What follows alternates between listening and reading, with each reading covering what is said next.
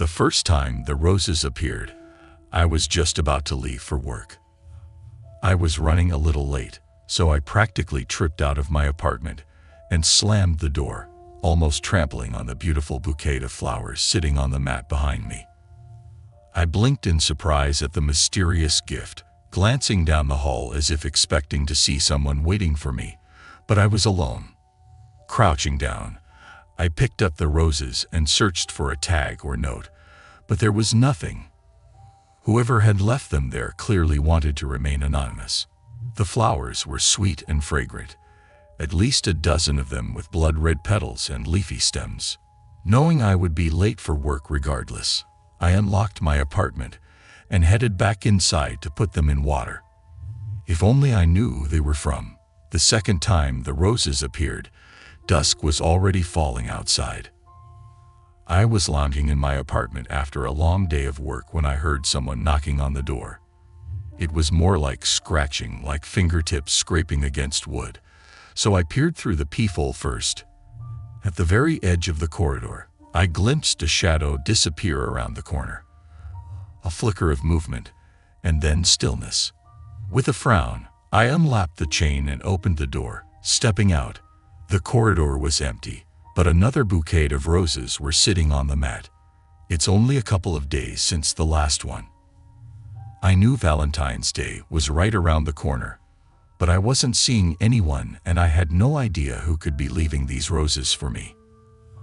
I was simultaneously pleased and unnerved by their appearance, especially after seeing that mysterious shadow. Someone clearly didn't want me to see them, but why? Shaken the thoughts away, I reached down for the roses, wincing when I pricked my finger on a thorn. Blood immediately welled, staining part of the stem red. Great, I muttered under my breath, trying not to focus on the soft sting in my finger. At least the thorn hadn't gotten stuck in my flesh. That would have been painful. Throwing one last glance down the hall, I hurried back into my apartment and locked the door, careful not to touch any more thorns. These roses smelled less fresh than the last ones, with some of the petals already wilting, but they still smelled sweet. I put them in the same vase as the others after cutting some of the stems, setting them on the cupboard in my open sitting dining area. They at least added a splash of color to the otherwise drab-looking apartment. Still, not knowing who they were from bothered me. I wish they'd at least left a note. A week before Valentine's Day, I got my third bouquet. I was at work when one of the office's Mary came over to me holding the roses. "Liz, look what you got," she said excitedly, thrusting the flowers into my face. "Someone left these at the front desk. It has your name on it." I quickly snatched them out of her hand and looked for the tag, but the only thing it said was Elizabeth in printed script. Still no sender's name. "Did you see who left them?" I asked desperately. Mary shook her head, shrugging cluelessly. "Didn't see. When I came back from my break, they were just sitting there." "Did anyone see who left them?" Mary's brows furrowed. "No, I don't think so." "Why?" I sighed, putting the roses on my desk.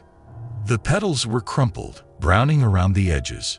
"This is the third bouquet I've got this week. Just want to know who keeps leaving them." "Oh, that's romantic," Mary said, but I shrugged. "Maybe, unless it's some stalker," I mumbled.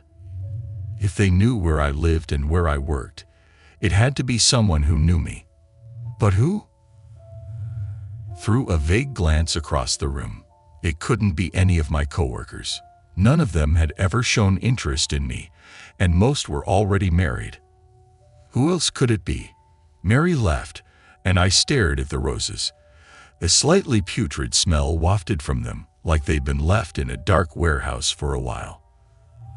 I hesitated for only a second before tossing them into the bin. I didn't need this many roses, especially from some stranger. I just wished they would reveal themselves soon. A few days later, I was jolted awake in the middle of the night by someone knocking at my door. I sat up in bed, bleary-eyed and groggy, staring into the darkness of my room. Outside, The pale crescent of the moon silvered the windowsill, shadows creeping along the walls. The apartment had gone silent now, but the echo of the knock still rang in my ears. Was someone at the door? Threw back the covers and climbed out of bed, switching on a lamp as I shuffled past.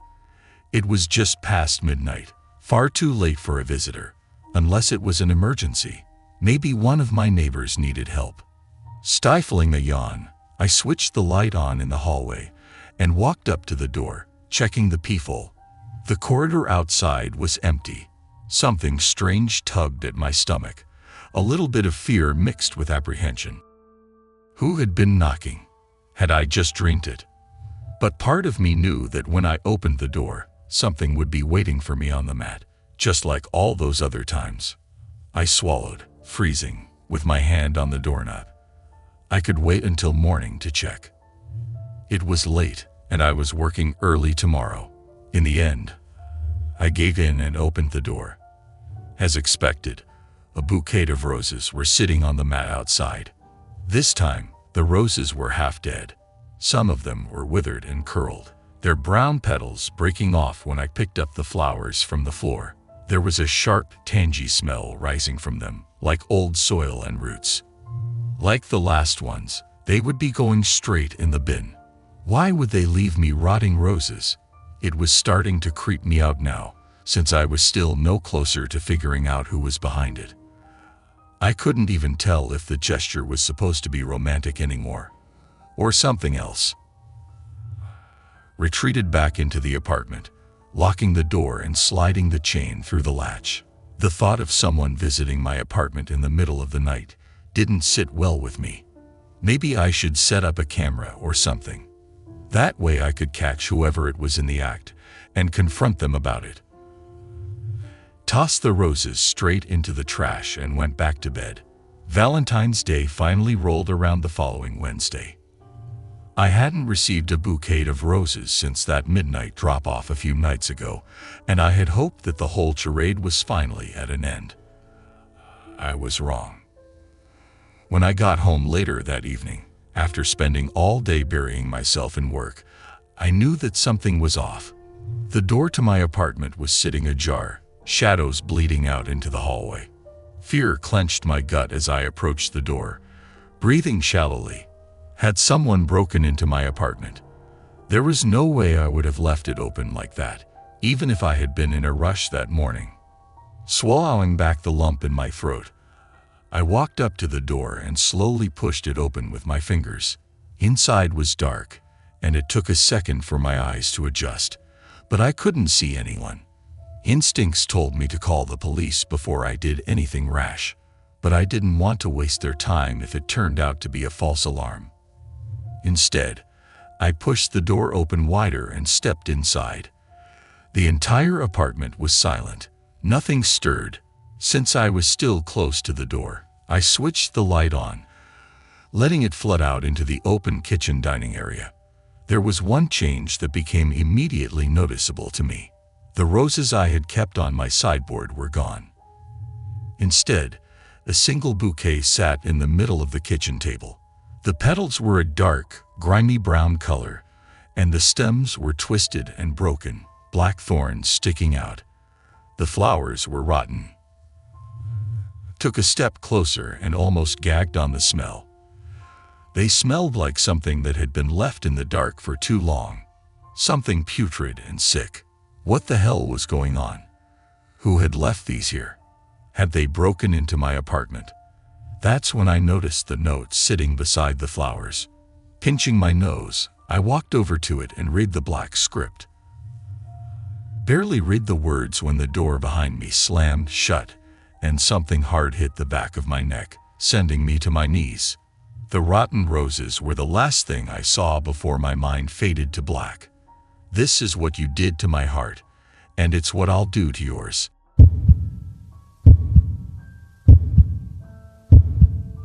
When my ex-boyfriend Mike texted me to see if I'd be willing to come over and talk, I tried not to think much of it. We broke up 3 years ago, so I was curious to see what it was all about. Maybe he wanted to catch up with me, or things didn't work out with his ex-wife who he went back to when he broke it off with me. Mike and I met in high school and dated on and off since then, so we've known each other for about 20 years and spent 11 years in a relationship. During one of the periods when we weren't together, he met Haley. They fell in love, got married, and had 2 kids. Unfortunately, Haley didn't turn out to be the most stable person or mom, so Mike ended up leaving her. When they went to court, Haley lost custody of her kids because at the time she was deep in addiction. After he left her, Mike and I reconnected and picked things back up. When I came back into the picture, Mike's 2 kids were about 3 and 5 years old. He struggled to provide for them and be a present father, so I stepped in to help. It was my pleasure. I loved Mike, so loving and caring for his kids was easy. For 6 years, I helped raise those 2 kids. I made sure they had nice clothes to wear to school, packed their lunches, helped with their homework, comforted them when they had nightmares, and tried to show up for them when their mom learned that I stepped up when she couldn't. She began sending me these horrible, hateful messages. She went as far as to threaten my life for raising her kids. Mike told me not to worry about her and that she wouldn't bother us per court order.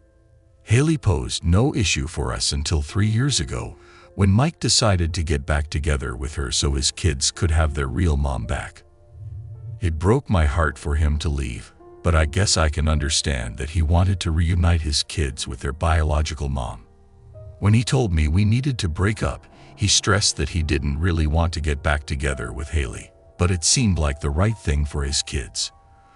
Apparently, Haley had done a lot of work to get clean to be in her kids' lives once again. It was difficult to let go of him and those kids, but I don't care to be where I'm not wanted. So when he texted me out of the blue a couple of weeks ago to talk, it surprised me. The last I'd heard, he was still with his ex, who despised me. So what could we have to talk about? Since we've known each other for so long, I agreed. I got ready for the day and headed over to his place. I walked up to his door and knocked. He opened the door with a sigh. "Hey, Jackie." "Mike?" I responded. He invited me in and offered to sit at his kitchen table. "Any chance you have a cigarette to spare?" he asked. I checked my pack, and I, in fact, did not. I only had 2 left in the pack. "Would you mind if I ran to the corner store to get a new pack?" "Yeah, do what you need to do," he told me.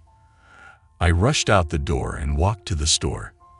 I bought 2 packs and headed back. This time, I lightly knocked and opened the door myself. I walked into the kitchen to see Haley had joined Mike at the table. She glared at me like a lion hunting prey. Well, if it isn't the woman who tried to replace me," Haley started. "Can we please not do this?" I said. Mike said, "Can you please sit down and talk with us?" "Absolutely not. Not with that unhinged bitch," I said, backing up. I started towards the door and almost made it when a hand reached into my hair and yanked me back. Haley wrapped her other arm around my neck and dragged me back into the kitchen. With one hand, I pulled her arm down, which had me in a chokehold so I could breathe, and I used my other to punch her in the face. She recoiled back at this blow. Before I could make it out, she grabbed my arm and with all her strength whipped me onto the couch.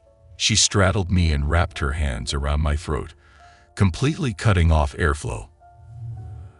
Struggled to breathe and tried to push her face to get her away from me, but she was stronger. The more I fought back, the tighter her grip got. I couldn't even think of Mike, who was just watching this all happen. He just sat back and watched as his deranged ex-wife was killing me. I genuinely thought that was it. I was going to die at the hands of a mother who was mad at me for stepping in when she was unfit. Just as I started to see black, I heard Mike say, "Let her go, Haley." Haley listened to his command, and air rushed back into my lungs. She climbed off me and spat on me as I lay there, gasping for breath. She reached her hand into my pocket to grab my phone. "I'll give this back after you talk to us. Don't want you recording me or anything," she sneered. They sat back down at the kitchen table and waited for me. Slowly, I stood up and walked over, holding my throat. She had gripped my throat so tightly that my voice was raspy. "What do you guys want?" Haley launched into an angry monologue, demanding to know what gave me the right to raise her kids for those 6 years. I kept looking at Mike, who needed the help, but he sat there silently. He let her choke me, and now he let her verbally rip me to shreds. I sat there for 40 minutes, listening to her go on and on about how wrong it was for me to raise her kids instead of her. Urged her to see reason that I was merely helping Mike. It's not like I tried to file for custody of her kids. Just stepped in when they needed help. Haley kept interrupting me with her nonsense. Once she got it out of her system, I said, "Okay, can I go now?" The two nodded their heads, and Haley gave me back my phone. Before I left, turned to Mike and said, "Do not contact me again." Shook my head at Haley and left. In the days following, dark bruises formed around my neck. I had to use foundation to try to cover them up for work so people wouldn't ask me what had happened. I expected that kind of from Haley, but I was disturbed that Mike let her ambush me. He just stood there, watching her strangle me for at least 3 minutes. He watched me struggle to breathe, trying to push her off, and he could have stopped at any time. Why wait as long as he did? This is a man I've known since we were teenagers. I had loved him at one point, and he loved me. I trusted him enough to come over when he requested to talk. Just goes to show you never really know someone.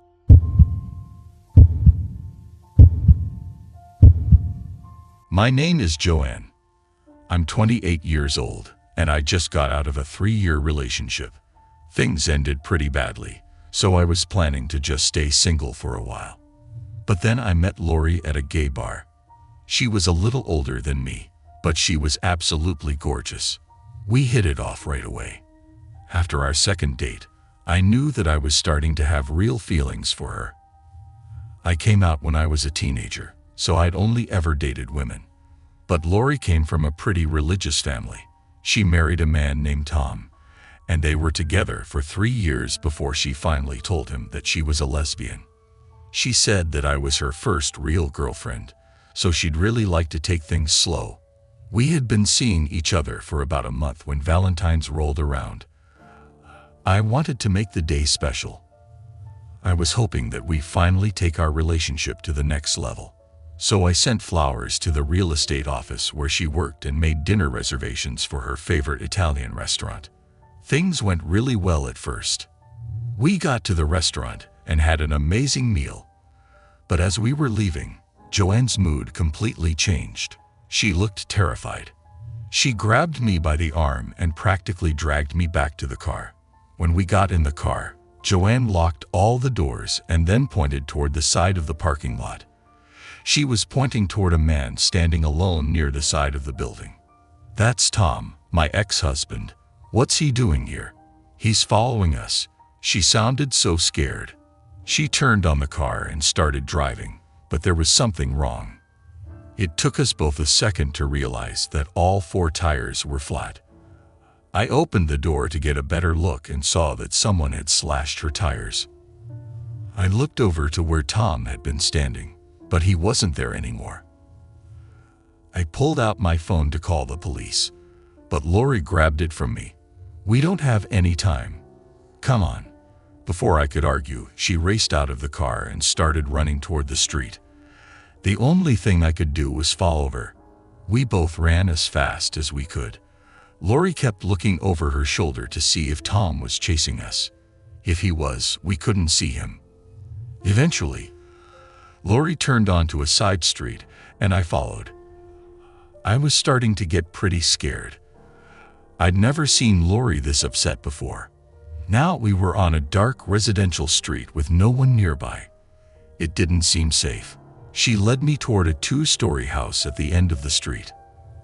I thought she was going to knock on the door and ask for help, but instead she pulled out a house key and rushed inside. I followed her in. "Where are we?" She explained that this was one of the houses that her real estate office was trying to sell. She thought this would be the safest place for us to wait. She locked the door behind her and told me to check the other locks. As I walked around the house, Lori explained that Tom had been following her all day. She'd spotted him outside her office and then again at an open house. He said he wanted to get back together with her, but she told him no.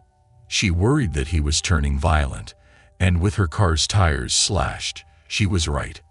When I finished checking all the locks, I got back to the living room and gave Lori a big hug. Absolutely hated that we were stuck in a situation like this. I was scared, but I couldn't imagine how scared she must have felt. She got on her phone and called the police. I could only hear her side of the conversation, but it sounded like they were telling us to stay where we were and wait for an officer to arrive. She ended the call and then assured me that everything was going to be okay. She walked into the kitchen and came back with a glass of wine. She didn't drink, so I knew it was for me. She handed it to me and said it would help calm my nerves. Lori and I sat together. I drank some of the wine and finally started to feel safe again. That's when I realized that there was something strange about this house. If it was an empty house that she was trying to sell, then why did it have wine? Why were there magazines on the table and photos on the walls? Took a good look at the place. It definitely looked like it was a house where people lived. I noticed a giant crucifix on the wall along with a bunch of pictures of Jesus and framed Bible quotes. Then I looked closer at the family photos on the mantle, and I gasped. The photos were all of Lori and Tom. This wasn't a house Lori was trying to sell. This was Lori's house, the one she lived in with her husband. I started to ask what was going on, but the words wouldn't come out of my mouth. I felt really woozy. Lori had put something in my drink. "It looks like you figured it out. A bit too late though." She laughed coldly. Then she explained that she was still married to Tom. They were very happy together. She nodded toward the crucifix on the wall, saying that she and her husband were deeply religious. They took it upon themselves to find wayward women like me. They just wanted to help me, to fix me. She explained some other things too, but I could barely hear what she was saying. I was seconds away from passing out. I heard the front door unlock and saw Tom walk in. Lori had lied to me about everything. Our relationship has never been real. Nothing she told me was real. This whole night had been one long game that she and Tom were playing, and I was the pawn. I couldn't keep my eyes open. I couldn't move. I kept trying to fight against the shit in my system, but it was no use. I fell asleep. I don't know how long I was out, but when I woke up, Lori was standing over me with a roll of duct tape. She was halfway through tying me to the couch. Tom stood off to the side, watching his wife and smiling in approval. He had a box in his hands. I had no idea what was inside or what they were planning to do to fix me. "Is she awake?" Tom asked. Quickly closed my eyes as Lori examined my face. Didn't want them to know that I had already woken up. Nope, out like a light. "Get ready." She was about to finish taping my wrist to the couch. It was now or never. I quickly raised my arm and punched Lori right in the face. From a sitting position, I wasn't able to use a lot of force, but Lori was still caught off guard. She fell backwards and landed hard on the glass coffee table. It shattered under her. Tom rushed forward to hold me down, but by the time he reached me, I was already standing. My feet were taped together, so I wasn't very steady, but I was able to grab him by the neck and squeeze until he couldn't breathe. He begged for me to stop, but his words could barely come out. I didn't stop. I kept squeezing and squeezing until he lost consciousness and fell onto the ground. Lori stood up. "We were just trying to help you." "Of course you were. Thank you so much." I used all the strength I had to punch her again. My fist connected with her nose and she fell backwards back onto the broken table. That gave me enough time to peel off the tape around my ankles and run out of there. I hid in a neighbor's yard and made a real call to the police. By the time they got there, the house was empty. Lori and her husband must have left out the back. The police found them 2 days later. I'm excited for the trial. Can't wait to testify against them. It's been over a month since this all happened, and I'm once again single. I have no complaints.